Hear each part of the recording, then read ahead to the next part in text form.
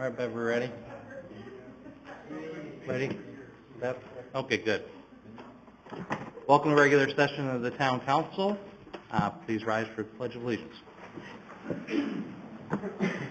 I pledge allegiance to the flag of the United States of America and to the republic for which it stands, one nation, under God, indivisible, with liberty and justice for all.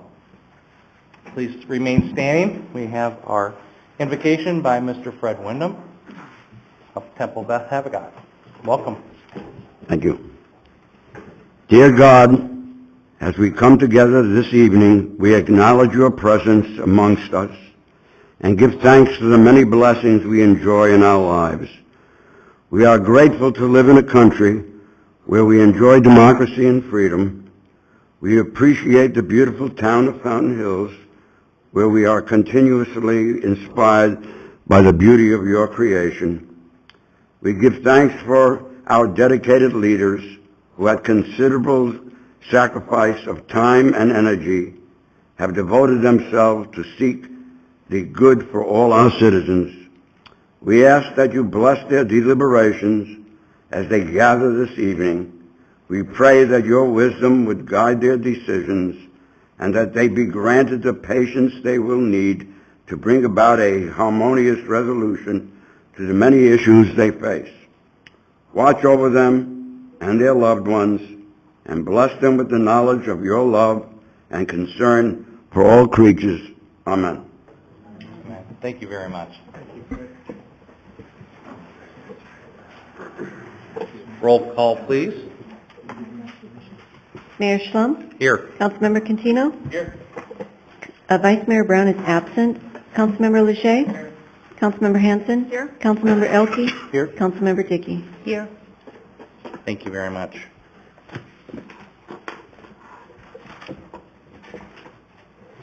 Here in the Mayor's report, I've got some proclamations to read. I know the fire department has already been out in the elementary schools here recently. I think McDowell Mountain just earlier today, but the first proclamation is Fire Prevention Month.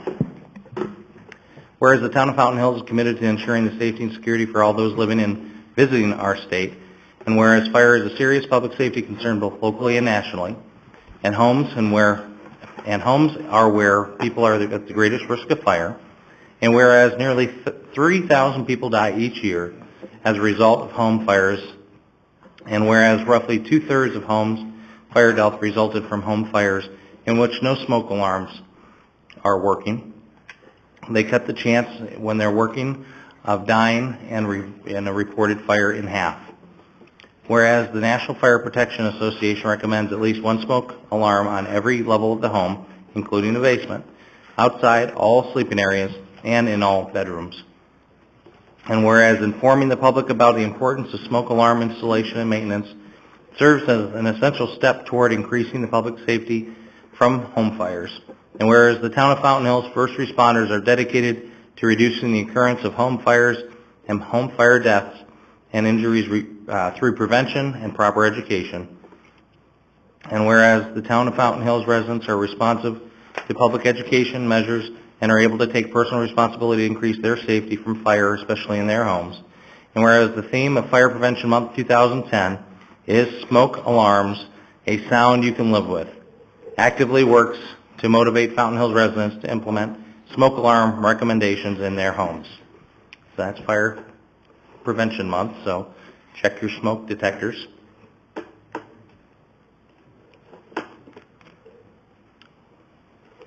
Our next proclamation recognizes the importance of our beautiful McDowell Mountain Preserve. Town of Fountain Hills Proclamation Office of the Mayor, whereas the preservation of Fountain Hills McDowell, the McDowell Mountains, and the Sonoran Desert have been established as a high priority for the town of Fountain Hills and its citizens. And whereas it is the desire of the town of Fountain Hills to celebrate the unique environment of its preserve, and whereas also the intent of the town of Fountain Hills to raise awareness regarding the need to preserve these valuable treasures for future generations, and whereas the first permanent access trail to the preserve has been completed that links the McDowell Mountain Regional Park's Dixie Mine Trail to the preserve's northern boundary via the Sonoran Trail. Now, therefore, I, J.T. Schlum, Mayor of the Town of Fountain Hills, hereby declare the month of October 2010 as McDowell Mountain Month.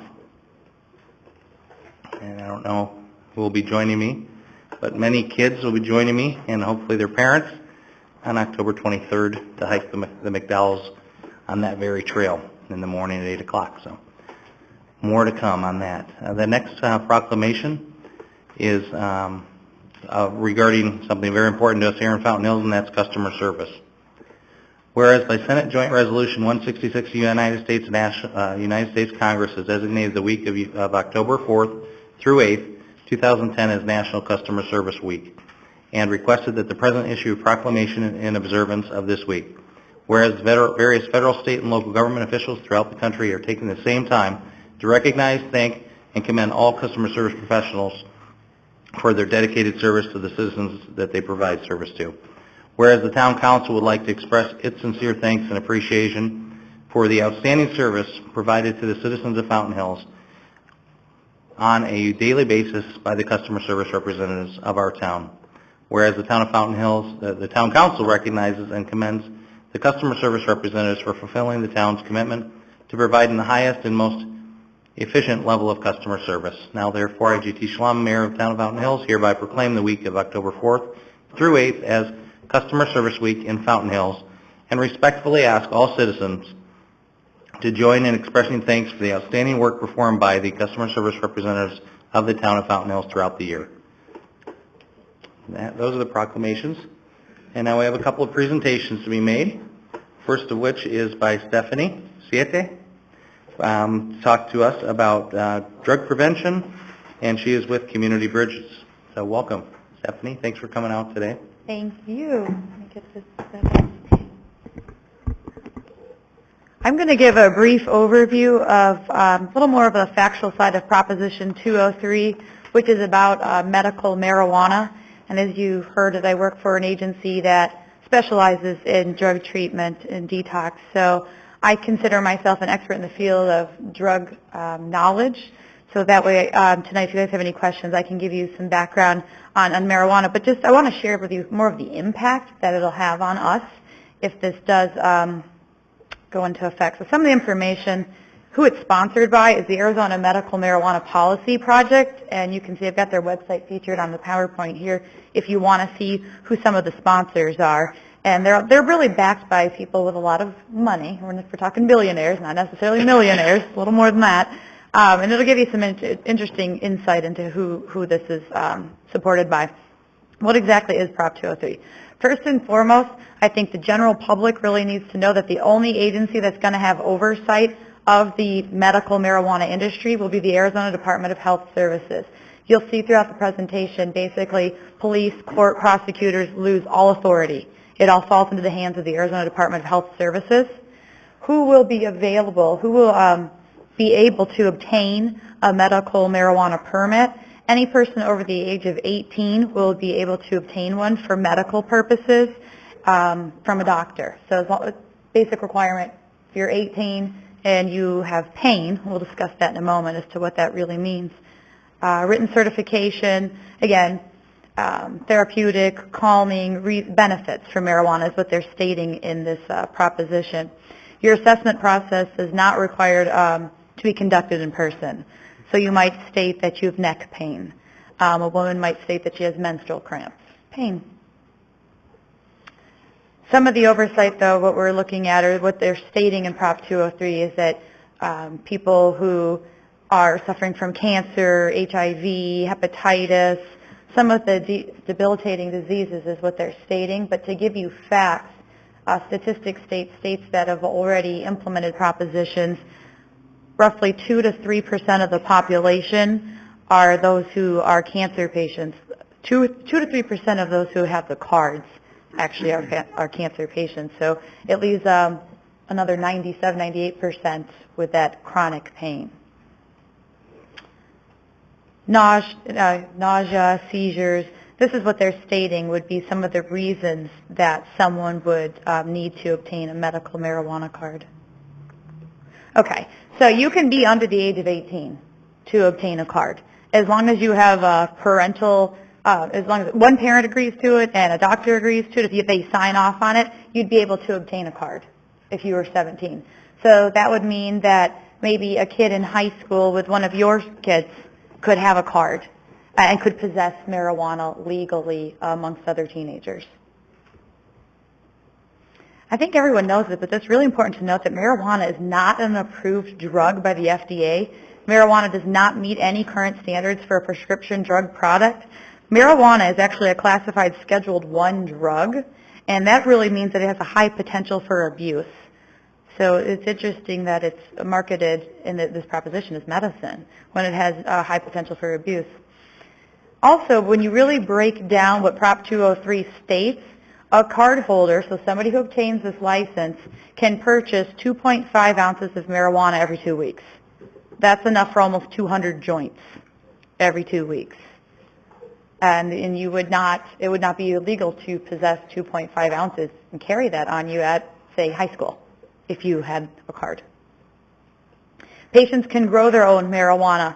What we're going to see is that if this passes, there'll be dispensaries or it'll be available at a pharmacy. But if you live further than 25 miles away from a pharmacy, you can grow your own. And if you're considered a caregiver, you can have up to 5 times the amount of someone who's growing it. So a person who can grow it can have 12 plants. If you're a caregiver, you can have 60 plants on your site. A caregiver. Well, now you have to be at least 21 years of age to be a caregiver because you're assisting card holders. So what they're looking at is someone who might be terminally ill and can't obtain their medical marijuana. Your caregiver can do that for you. A caregiver can actually be a convicted felon as long as they haven't had a violent felony or conviction or drug conviction within the last 10 years. So they could have been drug trafficking, but as long as it was over 10 years ago, they can possess a card and be a caregiver. I mean, just to give examples, child molesters, stuff, felony charges that have been over 10 years ago, you can still have this card and have marijuana on your present with you. Let's see, stick to the basics here. Our state will be exempt from taxes with this. I think a lot of people have this conception, or they think that there's a big misconception that we'll benefit, but Arizona will not benefit from any of the taxes because they'll be exempt from it. So there's roughly 1,200 pharmacies in Arizona, so you would have 1 marijuana dispensary for every 10 pharmacies, which would result in, right off the bat, if this were to pass, 120 marijuana medical dispensaries here in Arizona. People can continue to apply for it, so that's the start of what it would be, 120 dispensaries right off the bat. Prop 203, yes, very silent regarding how much marijuana medical dispensaries can grow and cultivate. So they could have plenty there. There's no restriction on the location other than you can't be 500 feet of a public or private school. Other than that, there's really no restrictions on this. Let's see. There's no registered qualifying patient may be denied any custody or cannot be denied parenting time with a minor child. So you could have your pot, you can be using it and still be parenting. I think this is another interesting piece. No school may refuse to enroll a person, so they can't be biased against a teenager, someone whose parents gave them permission. No landlord may refuse to rent or lease their property to someone who has a card. So then maybe they become a caregiver and they start growing this in that rental property. I know historically we've always kind of been more concerned about meth labs.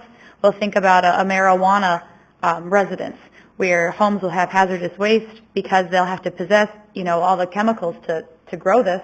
So might there be mold, fungus, pesticides? Of course there will. And then you think about bigger picture with real estate values, and I always think about the secondhand smoke effects of this. Real estate-wise, we always know that with the meth labs, you can't take that smoke stain and poison out of the walls. So when somebody were to move in, that's a major concern. So this will be another drug concern. We won't just have the meth labs. We'll have to worry more about the damage from marijuana as well. So an employer can't discriminate either against hiring or firing. And the employer, because of privacy, can't really know if someone possesses a card or not. They can say, oh, I have marijuana on me because I possess a card. But an employer can't look into whether that is a true or false statement. If you think about somebody who might possess a card and they're employed, Could they be a school bus driver? Sure. Any sort of public position, from law enforcement to teacher? Sure. They could possess a card. I think I stated this. They can't verify whether it's true or not. Law enforcement, okay, and just to kind of be a little brief here towards the end, this is really important. I've talked to officers, and they have major concerns about this, because law enforcement, no person shall be subject to arrest, prosecution, or penalty, or be denied any right or privilege by any court or professional licensing board or bureau for being in the presence or vicinity of a medical facility, for being a caregiver, for administering marijuana to a cardholder, or for possessing or using paraphernalia. A registered medical marijuana dispensary is not subject, as I've stated, to prosecution, search or inspection, seizure or penalty in any manner by the police. Remember, the Arizona Department of Health Services oversees this. So the police do lose all authority on this matter. Some of the things that I really want to point out here, towards the end, again, because of time, that all information is confidential and not subject to inspection by law enforcement and other agencies.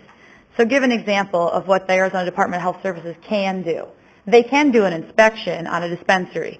However, they have to give reasonable notice to do so. They might be able to show up at a food services place or a restaurant unannounced, but they cannot show up at a medical marijuana dispensary. They would actually have to call and say, you know what, tomorrow at 2, does that work for you? They have to give a little bit of notice to the place that establishes and houses marijuana. And I think this is really, in conclusion, one of the biggest concerns from our community, every community, is the drugged driving concerns. You can be deemed drugged driving because you're using Vicodin, any drug. We're not just talking alcohol. But when it comes to marijuana, medical marijuana in Prop 203, a person operating, navigating, having physical control of any motor vehicle, aircraft, or motorboat shall not be considered to be under the influence of marijuana solely because of the presence of the metabolites tested in their system. They would have to be deemed impaired, and that's kind of hard to prove the impairment. So if you only test positive for marijuana in your system and you're driving a vehicle or driving a boat and you're not showing signs of impairment, it would be okay. There are, in conclusion, some limits, and I think this is interesting too in terms of the limits that they have. Sure, you can, obviously, as I said, you're not supposed to be impaired while working or performing any tasks. We're still going to have the smoke-free ordinances, that there's no smoking of marijuana in the prisons or the jails, no smoking marijuana on a school bus or public transportation. So basically, you're not going to be able to smoke marijuana in a public place. However, if you look at the bottom there, it tells you that colleges and universities are exempt from possessing it. So you can't have it at school, but you can once you're 18 and you're at a campus or a university. So I think what we were hoping to do tonight is just give you some information on the bigger picture. It is a 35-page document with a lot of information in it, but these are some of the major concerns, I would say, from the public standpoint. Any questions? That's like a very brief overview. No, it's in the packet. It is online. Okay. In the packet, but I think you went over it very quickly, like we were asking, and then you did a good job. But yes, any questions for Stephanie? Concerns? Questions? Councilmember Dickey? Please. Mayor, I don't really have a question. I want to thank you for coming and expressing your thoughts and your experiences on this. I just wanted to say this, and with all the propositions, we all received a booklet from the Secretary of State with all the propositions that give you the full discussions of both sides of every single one of these, and I would just urge everybody to look at both sides of every proposition and do your research. You gave the website of maybe the other side of this, Yeah. and there's probably one for almost all of these propositions. So just in the interest of informed voting, I would ask that everybody just take a look at this, and it went to every household with a registered voter. So I just wanted to point that out. Thank you. Got any questions for Stephanie? No, thanks a bunch, Stephanie, for coming out here from Community Bridges. Thank you. Nice job. We'll move next to another presentation to hear from Raymond Reese. Welcome, Raymond. Talk about the Employee Activities and Innovations Committee. And regarding specifically Keep Fountain Hills Beautiful initiative, Take Pride in Fountain Hills Day on October 23rd, and Greater American Cleanup Day next year in March. Welcome, Raymond. Thank you, Mayor and Council. Before I get started, I'd like to introduce the members of the EAIC committee.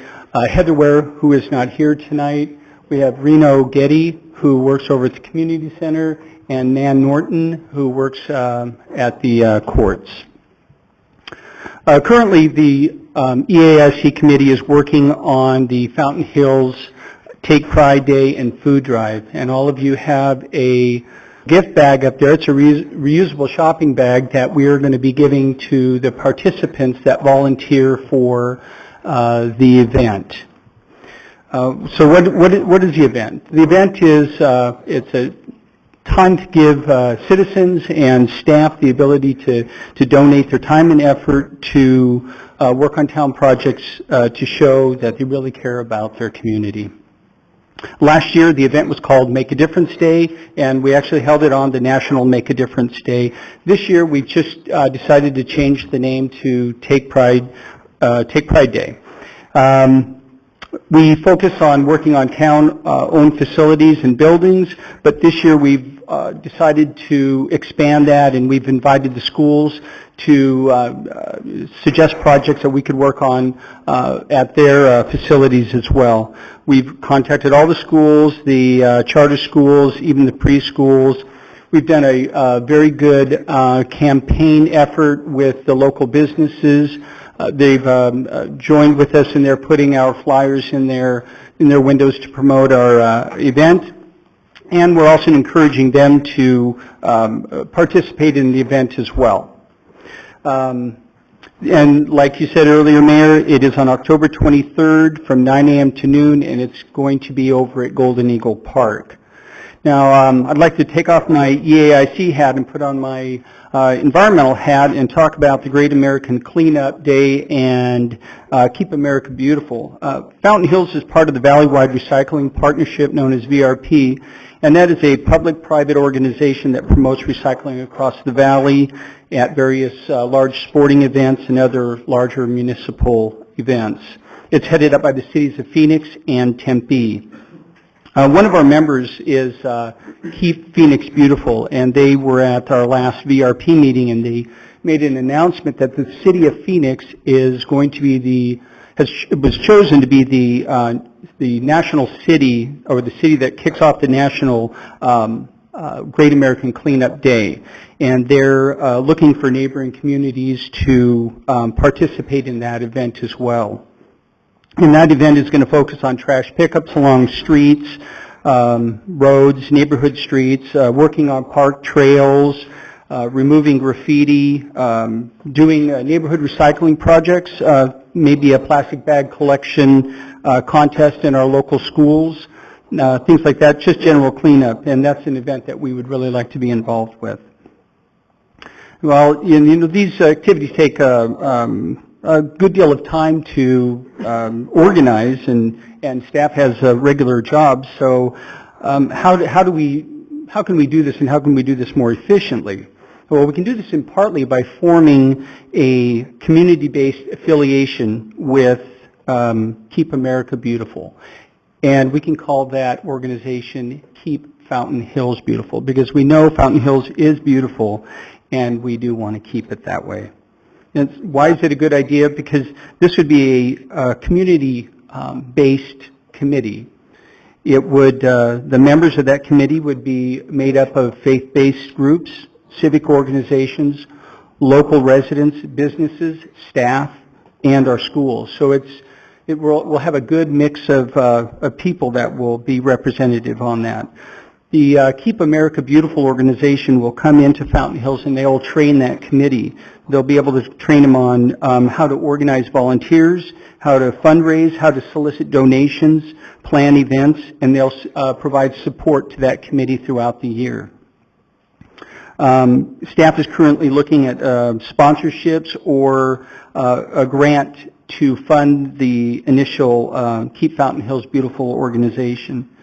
There may be other events or activities that we may be able to put under this committee, and we know that we'll be able to do Take Pride Day. We may be able to do an Earth Day. We'll do the Great American Cleanup, maybe an Adopt a Park, or neighborhood area-specific cleanup activities. The possibilities are very exciting, and we're looking forward to working on this. Any questions? Thank you, Raymond. Any questions on anything you mentioned? Obviously, Take Pride Day is first and foremost, Absolutely. 23rd. You all were there last year, most of you. Yeah. Yes, Yeah, Councilman Alke. Thank you.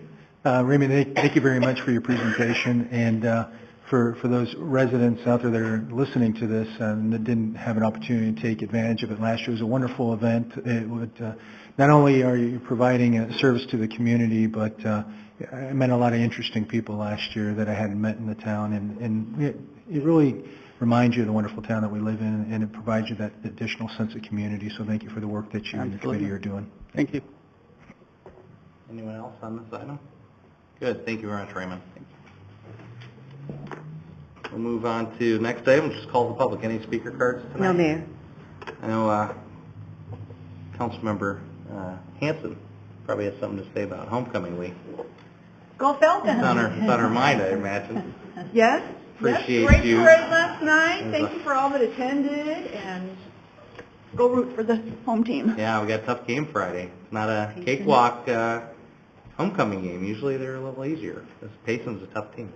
So that's Friday night, and then tailgating that night as well before the game down there at Golden Eagle Park. So it is homecoming week. If you missed the parade, you missed a great deal. It was awesome. Marching bands and floats and Boy Scouts carrying flags and a lot of great council members looking awesome. Very patriotic Fountain Hills Falcon fans.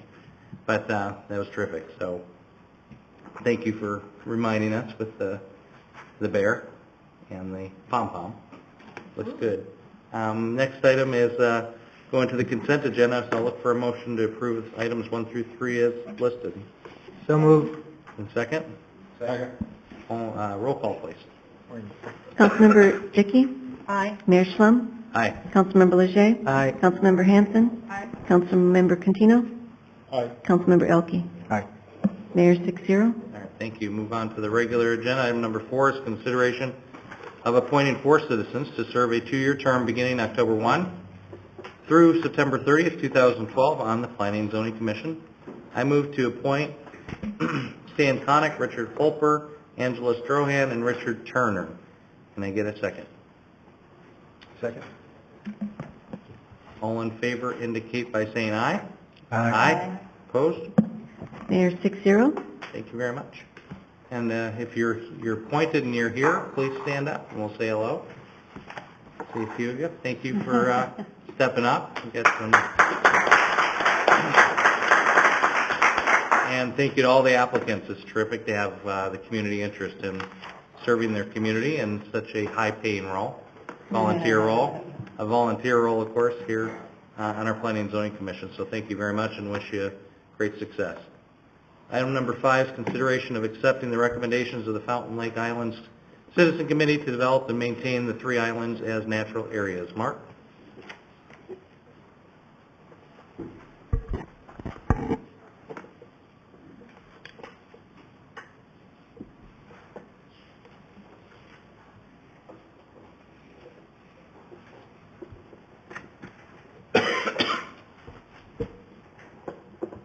Mayor Slum and members of the council.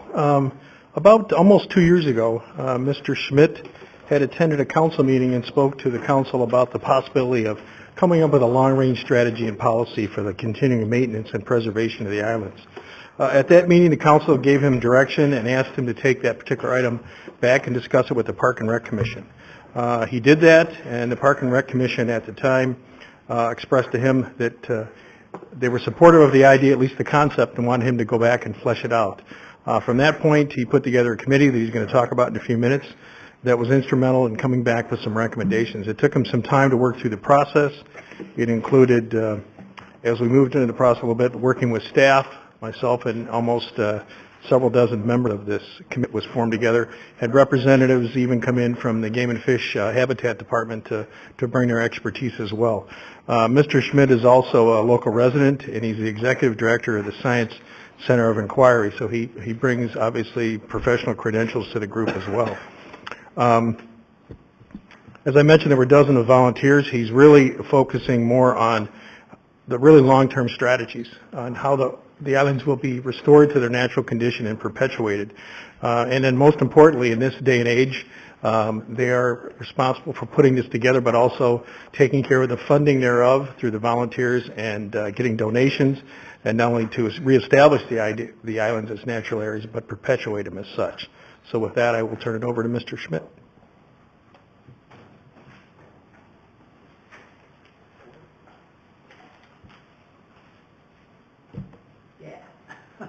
Thank you. Welcome, Mr. Schmidt. Hi. Good to be here again from a minute back. I think Mark's introduction sort of summarized where we are on this whole process. It has taken a lot of time, a lot of discussion to sort of get our heads together and say, you know, what's it really all about?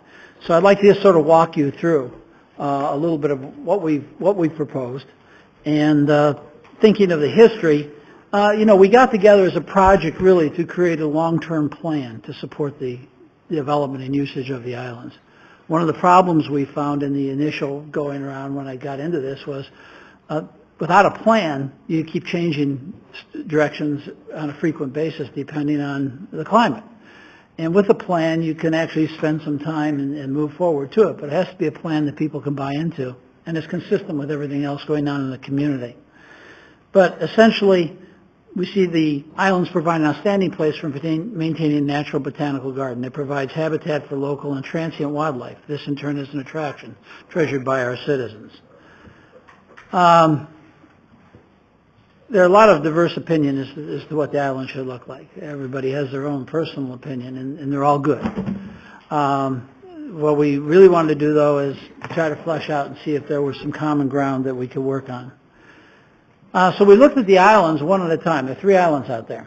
The first one, we worked with a lady named Thais Supley from Audubon Society and got her out here, and she was the biggest help. She just really went boom, boom, boom, boom, boom, man. This is what will work. Anyhow, and then Meg Gaeta, Master Gardener, has took the ball and has been developing and collecting more information. But Native Cactus Island is one by the amphitheater. We're using tentative names here, so we have something to talk about. But it is the biggest island, and also right now has the best natural habitat. It's about 80 by 40 feet, and we're suggesting that the islands be maintained in as much a natural position, i.e. not highly cultivated, in zero-scape planting techniques so that you don't have ongoing maintenance and what have you. That does not, however, negate the need for water. If you're going to establish some growth out there of native plants and support them, you really need water in the beginning, and that will involve some kind of cost. And we started to look at that already as to what money we have to raise in order to get that done. But the islands have some non-native grasses and what have you out there. Those should be removed. It's okay to weed the islands. It's okay to make them, spruce them up, that would be the intent would be to manage the islands in terms of non-native species. And then, for instance, on this particular island, this is sort of a palette of the kinds of plantings that could be added to it to make it look good and to beef it up a little bit in terms of the landscaping. And these are all islands or plants that should survive well on that island. Next island is native. We're looking at some visitors out there, and this is what the island looks like now. I took these pictures last week. The other island we call is Playa Island. That's on the North Shore, halfway down. That island has problems. One of the problems is, the water is salty because of the buildup of minerals, and it gets a lot of salt spray. A little bit of irrigation would actually help mitigate the salt in the soil. But we see this as a place where if we were to plant it and build it, it should have salt-tolerant grasses or salt-tolerant shrubs. this gives you a look at it from several different perspectives. There's a couple trees on one end of the island, and there's one little cactus growing in the middle.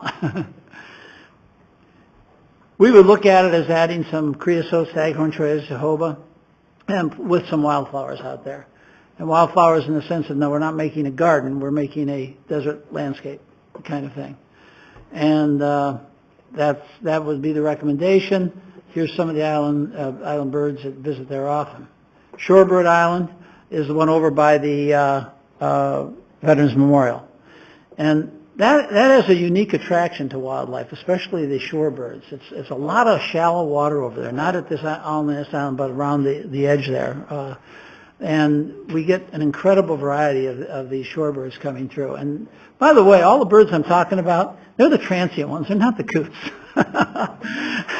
It's really important. One of the things that underlied all of our planning is here, and everybody we talk to was, let's not do anything to entice problematic species. For instance, Canada geese.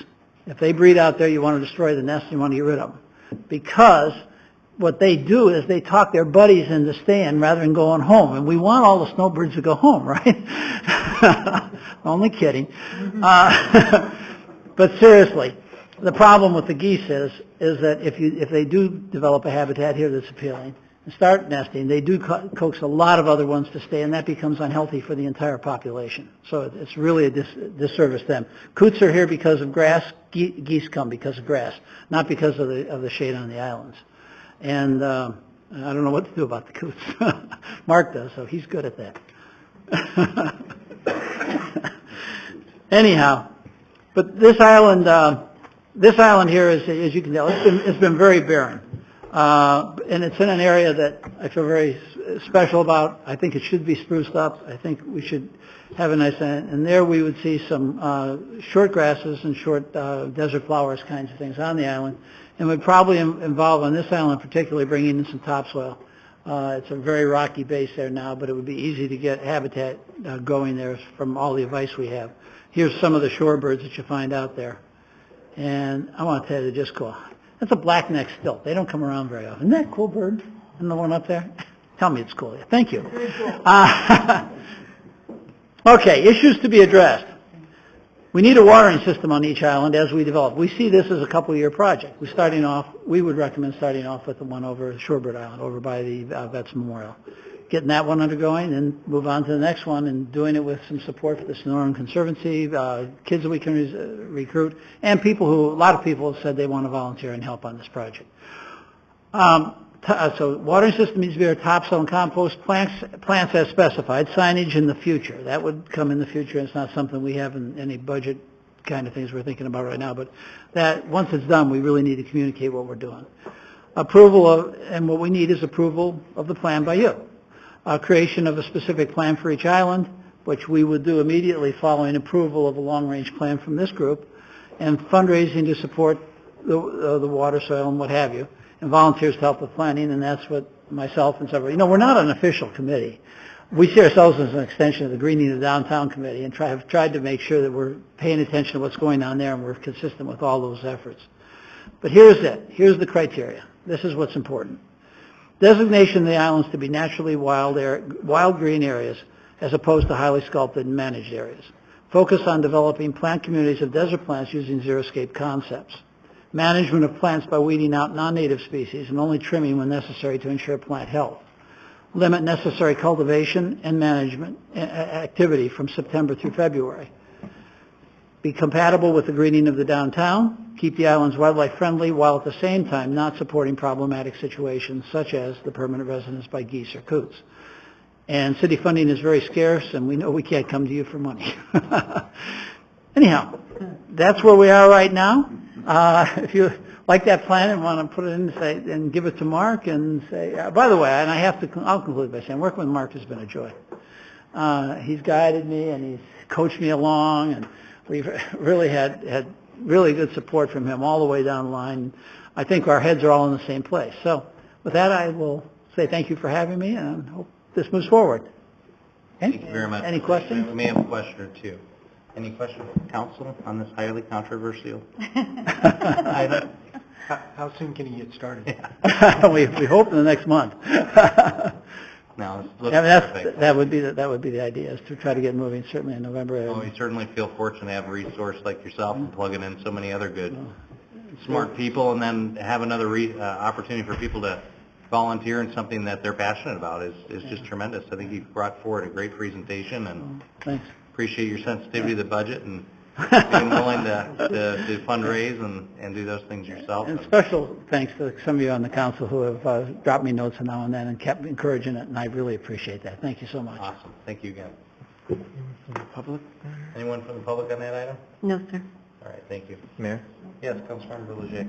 I move to approve the recommendations of the Fountain Park Island Committee and to restore and to maintain the island in the future as natural area for the benefit of citizens and wildlife.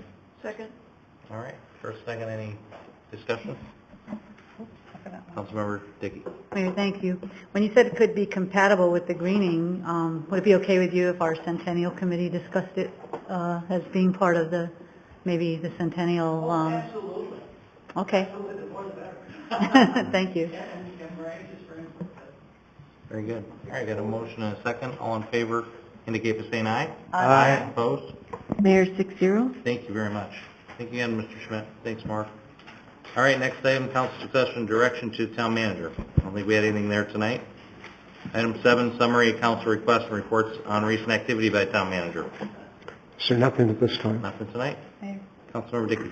Thank you, Mayor. I wanted to just let you know that I was able to go to that day of action, which was the Center for the Future of Arizona, the Arizona We Want, that Laddie Core group. And they talked a lot about, Audra's not here, but civic involvement, which was actually just a huge, pretty much the theme of the whole thing. So I talked a little bit to Rick about this, but one of the outcomes eventually is to do a network of 5 communities in Arizona and have the community work with the center to create a plan, and obviously the whole thing is about the civic involvement. You know how we discussed it, and we're going to be doing our, on the 28th, I think, our retreat, Yes. kind of talking about some of this Go stuff. ahead. So I'll bring some of that forward, but I just wanted to let you know it was very, very well attended and a lot of really good information, and most of it is online also, so if you wanted to take a look at that, it's the Arizona We Want. Thank you. Well, thank you. Anything else? Have no- All right, at this moment, we'll look for a motion to adjourn the regular session. Second. All in favor, indicate by saying aye. Aye. Opposed? All right, we'll continue our session upstairs. I knew we had more discussion.